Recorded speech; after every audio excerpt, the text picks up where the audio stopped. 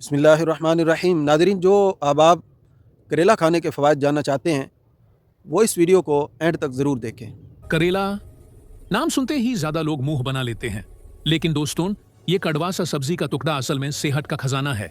जब इंसान करेला खाता है तो सबसे पहले उसके जिस्म में टॉक्सिन्स फ्लश आउट होने लगते हैं। लिवर और किडनीज दोनों सफ हो जाते हैं।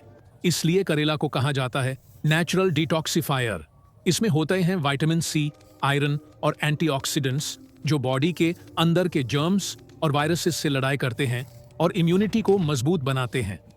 करेला खाने से ब्लड शुगर लेवल कंट्रोल होता है क्योंकि इसमें होता है एक नेचुरल कंपाउंड शेरेंटीन जो इंसुलिन को बैलेंस करता है। ये डायबिटीज के पेशेंट्स के लिए एक नेचुरल दवाई जैसा काम करता है।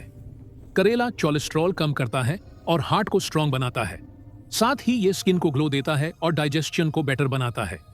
अगर आप रोज थोड़ा करेला अपनी डाइट में शामिल कर लें तो आपका मेटाबॉलिज्म तेज हो जाता है और एनर्जी लेवल बढ़ जाता है।